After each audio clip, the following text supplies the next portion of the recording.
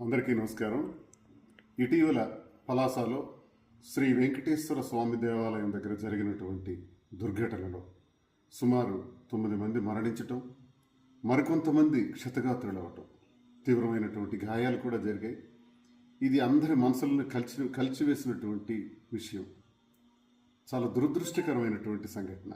పలాసలో ఇంత పెద్ద ప్రమాదకరమైనటువంటి సంఘటన ఎప్పుడూ జరగలేదనే నేను భావిస్తున్నాను. ఇంత ఘోరమైనటువంటి సంఘటనలో ప్రాణాలు కోల్పోయినటువంటి కుటుంబాలకు చాలా అన్యాయమే జరిగింది. ఇది ఎవరు తీర్చలేనిది, ఎవరు ఏం చేయలేనటువంటి పరిస్థితి. మరి ఆ కుటుంబాలకి ఆ భగవంతుడు చల్లగా చూడాలని, మరణించిన వారి ఆత్మకు శాంతి చేకూరాలని ముందుగా నేను కోరుకుంటూ, ముఖ్యంగా ఈ సంఘటనలో ఇప్పుడు జరుగుతున్న పరిణామాల్లో ఆ ఆలయాన్ని నిర్మించినటువంటి ధర్మకర్త ముకుంద పండా గారు. ముకుంద పండా గారు అంటే నేను పలాసలోనే పుట్టి పెరిగాను కాబట్టి నా చిన్ననాటి నుంచి నేను చూస్తున్నటువంటి వ్యక్తి ముకుంద పండా. అంటే 5-6 సంవత్సరాల వయసు తర్వాత మాకు ఊహాగానం తెలిసిన తర్వాత, మనుషుల్ని పోల్చటం అన్నది తెలిసిన తర్వాత ముకుంద పండా గారు నాకు తెలుసు. మా నాన్నగారు దువ్వాడ కృష్ణమూర్తి గారు, ఆయన మంచి స్నేహితులు. మరి వారికి నాకు తెలిసి నేను పుట్టకముందు ఒక థియేటర్ అప్పుడే కట్టారు, శ్రీ దుర్గా కళామందిర్ అని. పలాస కాశీబుగ్గ ప్రజలకు ఆ రోజుల్లో సినిమా థియేటర్ అంటే ఒక పెద్ద ఎంటర్టైన్మెంట్ సెంటర్. అలాంటి థియేటర్ని కట్టి మొట్టమొదటిగా సినిమా చూపించింది కూడా ముకుంద పండా గారే. మేము వింటున్న ఆ చిన్ననాటి సంగతుల్లో ఒక విషయం గుర్తొస్తుంది. చాలా కష్టపడి ఆ థియేటర్ కట్టి, థియేటర్లో సినిమా వేయటానికి అవకాశం లేనప్పుడు డైరెక్ట్గా ఎన్టీ రామారావు గారి దగ్గరికి వెళ్తే అప్పుడే రిలీజ్ అవుతున్నటువంటి కొత్త పిక్చర్ అది పాండురంగ మహత్యం. ఆ పాండురంగ మహత్యాన్ని ఉచితంగా ఆయనకి ఇస్తే ఆ సినిమా సుమారు 3 నెలలు ఆ థియేటర్లో ఆడింది. అక్కడి నుంచి రామారావు గారి చేయి చలువ ద్వారా ఆయనకి మంచి జరిగింది అనేది పలాస ప్రజలు చెప్పుకుంటారు. ఈ రోజుకు ఆయన కొన్ని వందల ఎకరాలు ఆస్తుల్ని సంపాదించడంతో పాటు, సాధారణంగా ఆస్తులు సంపాదించడంలో నిమగ్నమై ఉంటారు ప్రజలందరూ, చాలామంది మనుషులు. ఆయన అలా కాదు.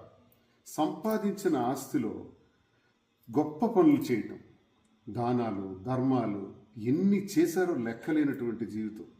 ఆయన కుమారుడు రాజ్ కుమార్, డాక్టర్ రాజ్ కుమార్. ఆయన నా చిన్ననాటి స్నేహితుడు. మేమిద్దరం 1-2వ తరగతి దగ్గర నుంచి ఒక దగ్గరే కూర్చొని 10వ తరగతి వరకు చదివినటువంటి వాళ్ళు.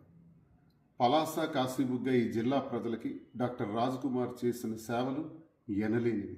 ఇవన్నీ ఎందుకు చెప్తున్నానంటే, ఒక గొప్ప కుటుంబం, మంచి కుటుంబం, సేవా తత్పరత కలిగినటువంటి కుటుంబం. అంతేకాదు, ఈరోజు ఆ దేవాలయానికి ఆయన డొనేషన్గా ఇచ్చినటువంటి స్థలం ఎకరా 8 కోట్లు అవుతుంది. 12 ఎకరాలు ఇచ్చారు. సుమారు 100 కోట్లు, సుమారు 5-6 కోట్లు ఖర్చు పెట్టి దేవాలయాన్ని నిర్మాణం చేశారు.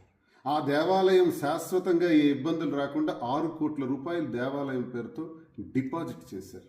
అంతేకాదు, ప్రతి ఆదివారం, లక్షవారం, ఈ 2 రోజుల్లో వారానికి వికలాంగులకు, అనాథలకు, మరి బియ్యం ప్యాకెట్లు, అన్ని దాన ధర్మాలు సుమారు 3 లక్షల రూపాయలు విలువైనవి.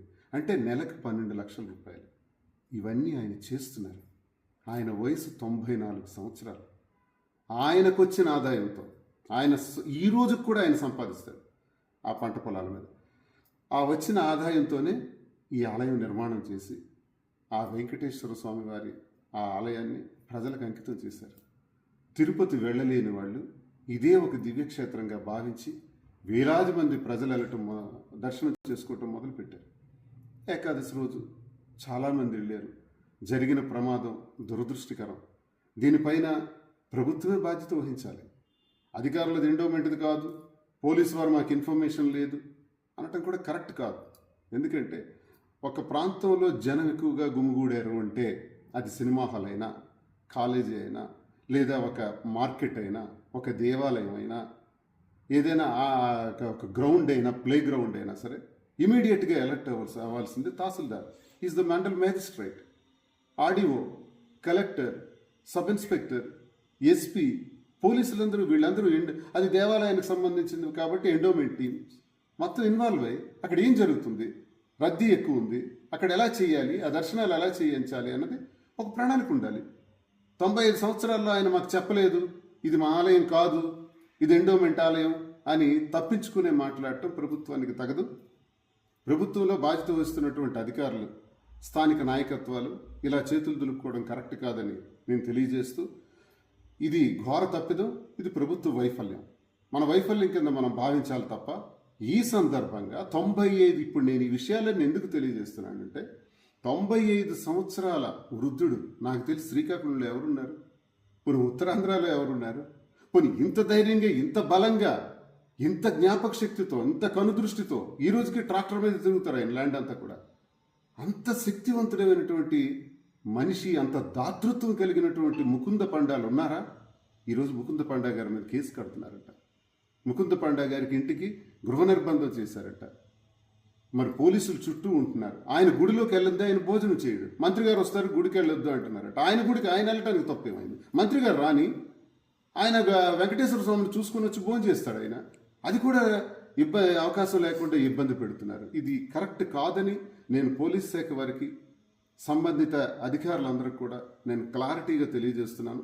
ఒకవేళ ముకుంద పండా గారికి ఇబ్బంది పెట్టాలని ఈ వయసులో ప్రయత్నిస్తే మాత్రం మేమందరం ఒక పెద్ద, ఇది ఇంకో ప్రమాదానికి దారితీసాము పరిస్థితులు ఉంటాయి. ఇప్పటికే ప్రాణాలు కోల్పోయి మేమందరం బాధపడుతున్నాం. మనలో ఇంతమంది చనిపోయినారు ఎలా అని. వాళ్ళకి ఏం చేయాలి? ఆ కుటుంబాలను ఎలా ఆదుకోవాలి? ప్రభుత్వం నుంచి ఎటువంటి మేలు సౌకర్యాలు కల్పించాలి? ఏదో ఎక్స్గ్రేషియా ఇచ్చారు, డిమాండ్ చేశాము, అందరూ చేశారు, ఇచ్చారు. వాళ్ళకి ఇళ్లలో ఎవరైనా ఉంటే వాళ్ళకి ఉద్యోగాలు ఇప్పించండి, ఆదుకోవాల్సిందిగా కోరుతున్నాను. అంతేగాని అనవసరంగా సబ్జెక్ట్ని డైవర్ట్ చేసి ఇప్పుడు దేవాలయం పైన, దాన్ని డొనేట్ చేసిన ముకుంద పండా గారి పైన, సంఘ సేవా తత్పరుడు, గొప్పవాడు, మహామనీషి, అలాంటి వాళ్ళు ఈ రోజుల్లో లేరు ఈ కలియుగంలో. అలాంటి మహానుభావుడిని పట్టుకొని ఇష్టానుసారంగా ఆయనకి ఇబ్బందులు పెట్టడం, మీడియా కూడా ప్రతి ఒక్కరు ఇల్లు అడుగుతుంటే ఆయన ఇబ్బంది పడుతున్నాడు, కళ్ళల్లో కన్నీళ్ళు వస్తున్నాయి. ఆయన అడుగుతున్నారు, 95 ఏళ్లలో మీరు మాట్లాడగలరా? నిజమే, మనం ఉంటాము అసలు మాట్లాడటానికి? కాబట్టి దయచేసి దీన్ని అందరూ కూడా తగ్గించాలని, ఆయనకు మానసికంగా ప్రశాంతత కల్పించాలని, ప్రభుత్వం అతనికి సహకరించాలని, ఆయనకు రక్షణ కల్పించాలని ప్రభుత్వానికి నేను డిమాండ్ చేస్తున్నాను. ఆలయంలో జరిగినటువంటి ఇన్సిడెంట్స్ కారణమైనటువంటి అక్కడ పరిస్థితులు ఏవైతే ఉన్నాయో వాటిని రెక్టిఫై చేయండి. ఇంకోసారి ఇటువంటి ప్రమాదం జరగకుండా జాగ్రత్తలు తీసుకోవాల్సిందిగా ఎండోమెంట్ డిపార్ట్మెంట్కి, మరి సంబంధిత అధికారులందరికీ నేను కోరుకుంటున్నాను.